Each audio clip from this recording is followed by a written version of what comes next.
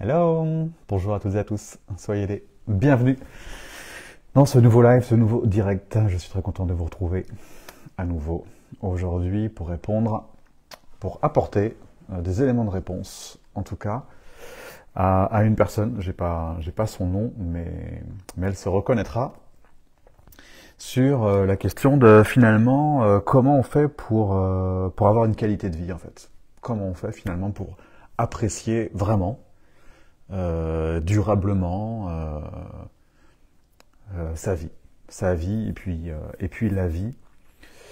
Voilà, donc on va répondre à cette question avec trois éléments de réponse. Et puis vous allez me dire ce que vous en pensez. Dites-moi avant si le son est bon, si l'image est bonne, si tout est ok pour vous. Et puis, on va commencer. Ouais, c'est ok. Tic. Tic. Et je mets ça ici. Voilà. Alors, c'est parti. Mettez hashtag replay si vous voyez ce live en replay. Du coup, et puis mettez-moi un petit coucou, un petit bonjour si vous êtes là. C'est toujours sympa de se dire bonjour. Ou un petit cœur ou un petit j'aime. Voilà. Dites que vous êtes là. C'est sympa. Pour apprécier sa vie, la première... je réfléchis donc à cette question. Je me suis posé pour laisser venir un petit peu les éléments de réponse. Le premier élément de réponse qui m'est venu, et c'est finalement assez logique quand on y pense, c'est pour apprécier la vie, faut-il savoir et reconnaître ce qu'elle est, vraiment. Et la vie, si vous vous attachez uniquement à la vie telle qu'elle est, vous vous rendez compte que c'est une succession d'événements, des faits, qui arrivent.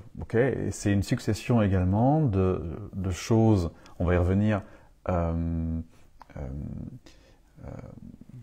dites en tout cas bonnes ou dites mauvaises. Et ça c'est le point hyper important sur lequel on va revenir.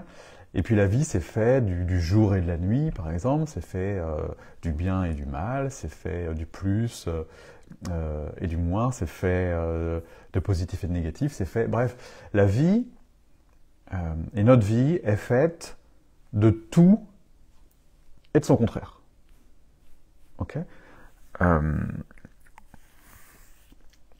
Avec des mots bien connus, on appelle ça le yin et le yang.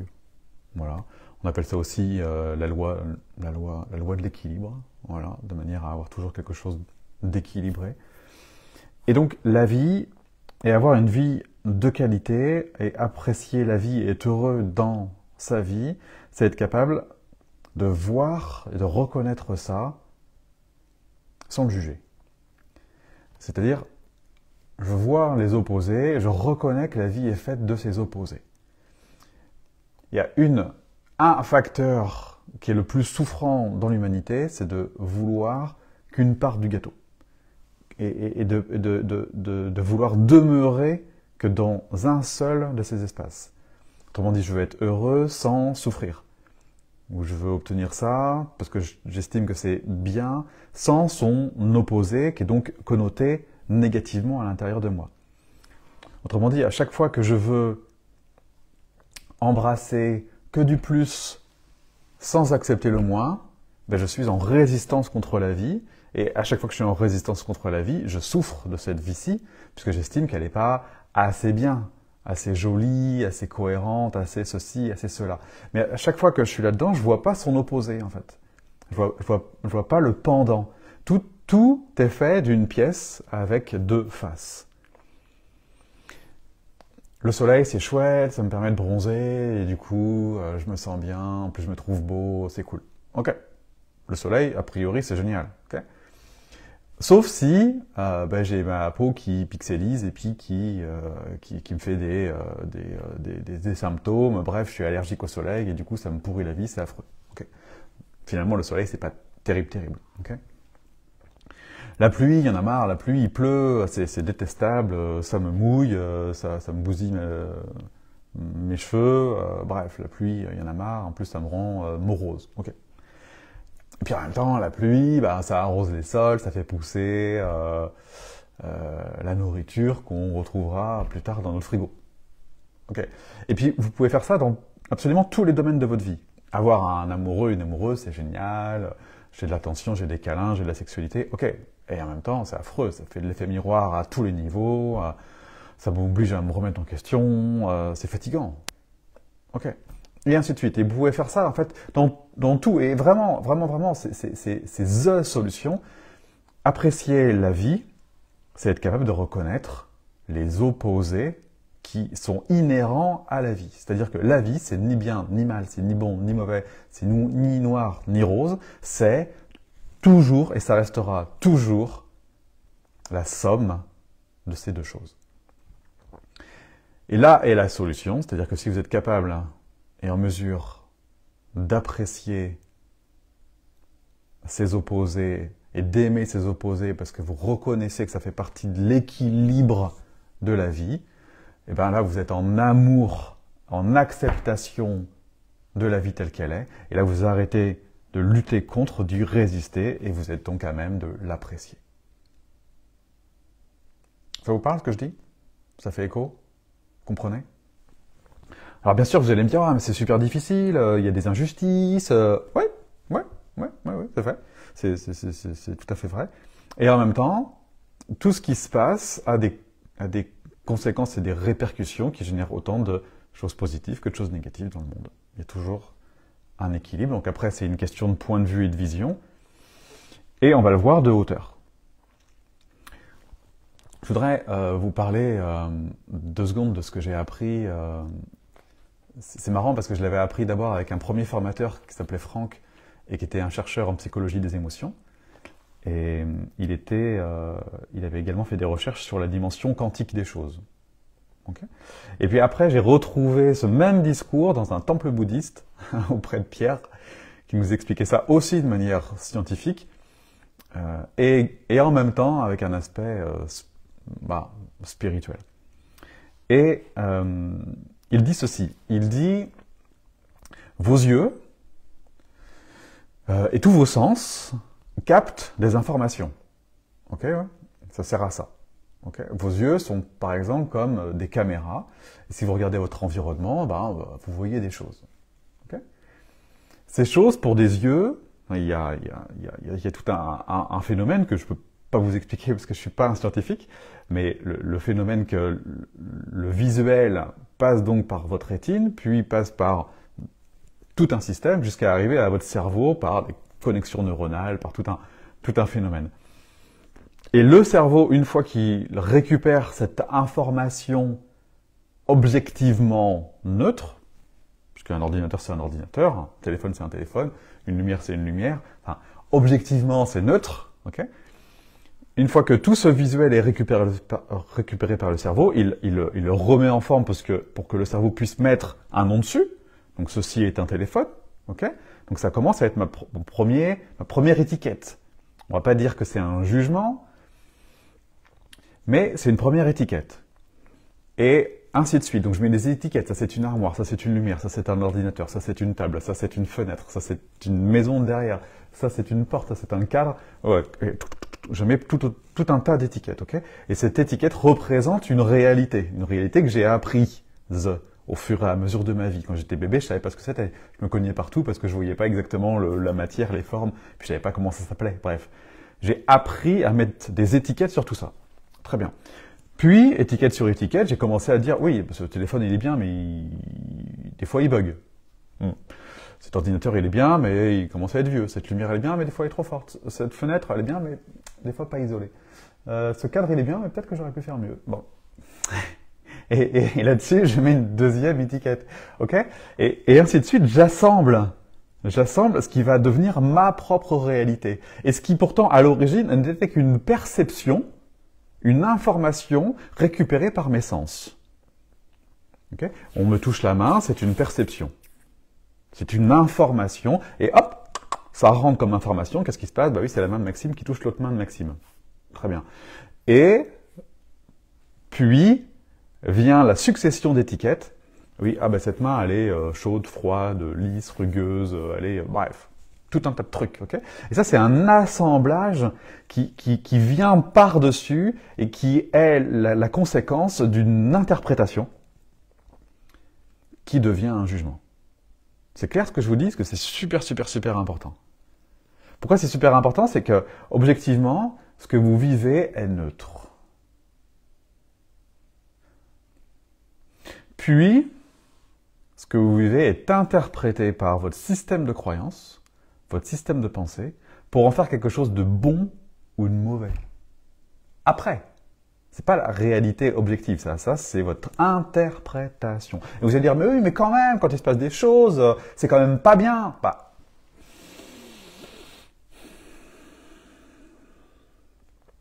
d'un certain point de vue, ça peut être effectivement connoté comme pas bien ou bien, d'ailleurs. Parce que, bizarrement, ça vous dérange pas de juger quelque chose de bien. Ah oui, ça c'est bien, coucher le soleil, c'est beau. Bah, de ton point de vue. De ton point de vue.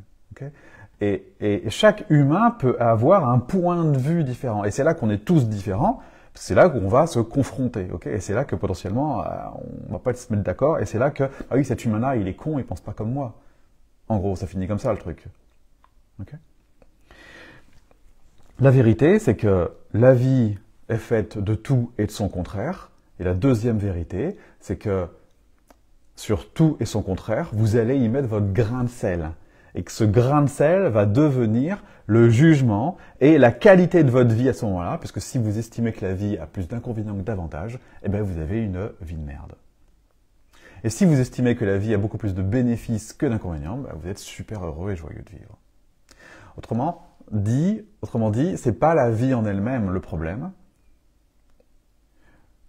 La vérité, c'est que le problème, s'il y a un problème, si vous voulez en tout cas apprécier la vie et être plus heureux, toute l'idée c'est de pouvoir apprécier les opposés sans les juger et arrêter de mettre des étiquettes sur tout ce que vous voyez, sur tout ce que vous entendez.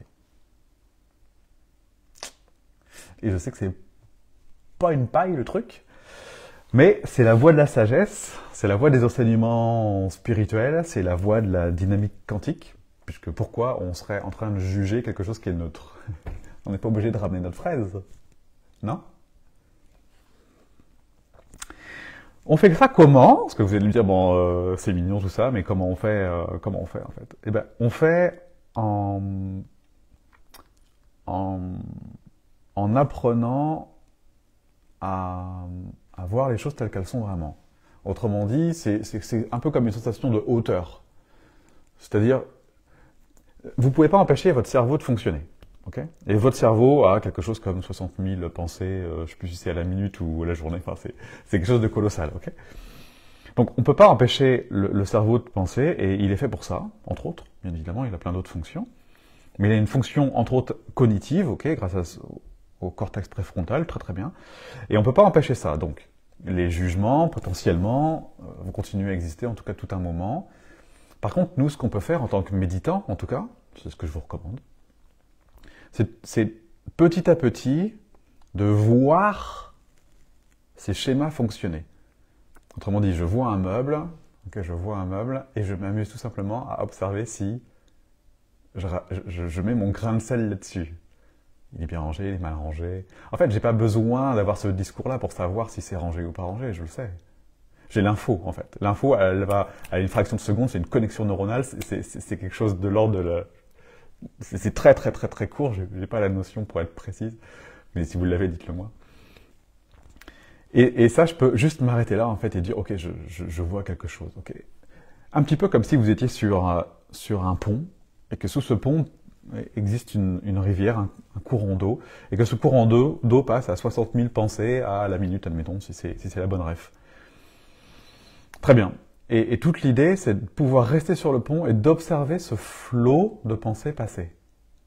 De voir les jugements, qu'ils soient positifs ou négatifs, et ça c'est précieux, hein, entendez bien ça, qu'ils soient positifs ou négatifs, et les laisser circuler. Parce que si j'adhère à un discours qui soit positif ou négatif, du coup je tombe dans une des polarités, que je finis par défendre et revendiquer, parce que forcément elle est mieux, de mon point de vue. Donc, et en plus, j'estime que les autres devraient penser comme moi, forcément. Donc on arrive sur tout un combat identitaire de défendre un point de vue. on sait comment ça finit. Et toute l'idée, c'est juste d'observer les opposés sans les juger, de laisser le flux des pensées passer, de rester sur le pont de la conscience pour avoir cette hauteur nécessaire pour regarder ce qui se passe. Une fois neutre et une fois capable d'observer les opposés sans les juger, je suis dans l'appréciation de la rivière telle qu'elle est. Et ça, c'est cool. Ça s'appelle de la hauteur et de la conscience. Et un bon lot de sagesse aussi. Et après, de tout ça, j'en fais quelque chose. Parce que ça ne s'arrête même pas là.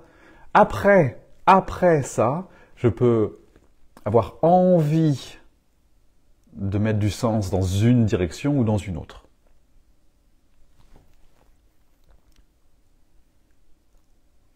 Au début de notre vie, ça a été un petit peu comme ça, la création d'Heureux dans sa vie. Dans ma perception à moi de ma vie, il y avait beaucoup plus de souffrance que de bonheur. Et puis un jour, le développement personnel est arrivé dans ma vie, et là je me suis dit, non mais attends, il faut absolument que tout le monde le sache en fait, parce que ça ferait tellement de bien à l'humanité, et puis surtout, les adultes arrêteraient de faire souffrir des enfants comme moi, tu vois, dans les écoles, ou même les parents, tu vois, les parents pourraient apporter plus de conscience à leurs propres enfants, et puis ça éviterait de se prendre des mandales violentes dans la tronche, c'est quand même débile. Et il y avait vraiment, au début de la croissance d'Heureux dans sa vie, vraiment cette volonté d'équilibrer, parce que j'estimais qu'il y avait beaucoup plus d'injustice que son contraire. Et c'est un petit peu comme ça que c'est parti, et bon, c'est ni bien ni mal, c'est comme ça que c'est parti en tout cas, pour finalement entendre un jour, c'est Julien qui m'a dit ça, c'était un de mes coachs, Julien qui me dit, mais comment ça s'est passé pour toi en fait Maxime, pourquoi tu as voulu créer Heureux dans sa vie? Puis je lui ai expliqué ça. Je lui ai dit, bah regarde, quand même c'est évident, tu vois bien, je veux dire à l'école, les profs souvent sont les plus malheureux de tous, ils transmettent des choses à la con, ils humilient les élèves, enfin moi c'est ce qui s'est passé, je dis pas que les profs sont tous comme ça, bien évidemment, ne m'envoyez pas de patates pourries. Et puis les parents, ils sont complètement ignorants, et ils se rendent même pas compte que c'est leur propre croyance et leur propre peur qui transmettent à leurs enfants, du coup ça se reboot, ça fait des schémas de répétition, et puis on s'en sort pas quoi. Et il me dit, ok, donc c'est parce que tu as vécu tout ça, du coup, que tu as eu envie d'aider les gens et de faire de cette souffrance initiale une vocation professionnelle. Puis je dis, ben ouais. Puis il me dit, ok, donc si tu n'avais pas souffert, tu serais pas en train de faire ce que tu fais. Et tu n'aurais pas envie d'aider les gens. Je dis, ouais, c'est pas con. Et je crois que c'est à partir de là que j'ai commencé à comprendre que finalement, il y avait une espèce de justesse dans tout ce qui m'était arrivé, et plus largement encore, dans le fonctionnement du monde. Parce qu'effectivement, peut-être qu'aujourd'hui, ce que je suis en train de faire est en train d'équilibrer quelque chose, peut-être qu'il existe des souffrances dans le monde, et puis finalement, peut-être qu'au même niveau, il existe le bien. Vous voyez, et cet équilibre est une loi universelle, la loi de l'équilibre en fait. Il y a toujours autant d'avantages que d'inconvénients dans toute chose. Et donc, si je suis capable d'apprécier que finalement ma souffrance est plutôt super positive, en tout cas pas du tout inutile, eh ben, je suis capable d'être beaucoup plus en paix et apaisé et serein. Et une fois que j'apprécie ça, je peux avoir une envie en fait. C'est plus pour réparer ou rétablir, c'est juste parce que ça fait sens. Et aujourd'hui, Heureux dans sa vie, ça fait sens. Ça fait sens de partager ce que je suis en train de vous partager, ça fait sens de contribuer, ça fait sens. Ça me nourrit, ça m'appelle, ça vous aide.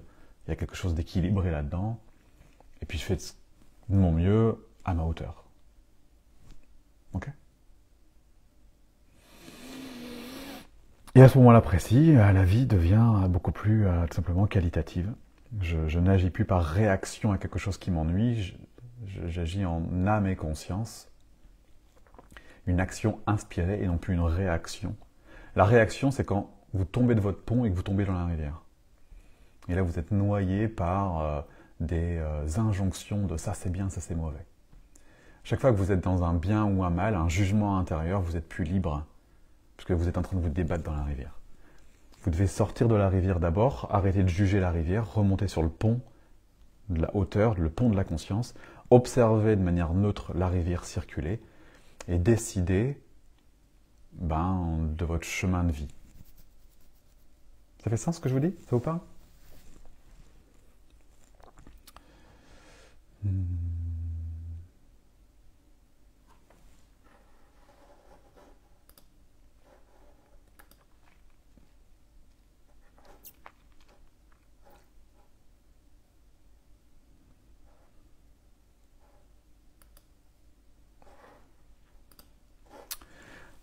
Ok, c'est tout pour aujourd'hui. Merci d'avoir suivi ce live. Si vous voulez être prévenu des prochains lives, il existe autour de cette vidéo un petit truc pour afficher, activer les notifications de direct. Comme ça, vous saurez à chaque fois que Heureux dans sa vie fait un live. Si vous avez aimé, n'hésitez pas à mettre un petit cœur, un petit j'aime, me dire ce que vous en pensez dans les commentaires. Et puis on se retrouve très bientôt pour le prochain live. Ciao.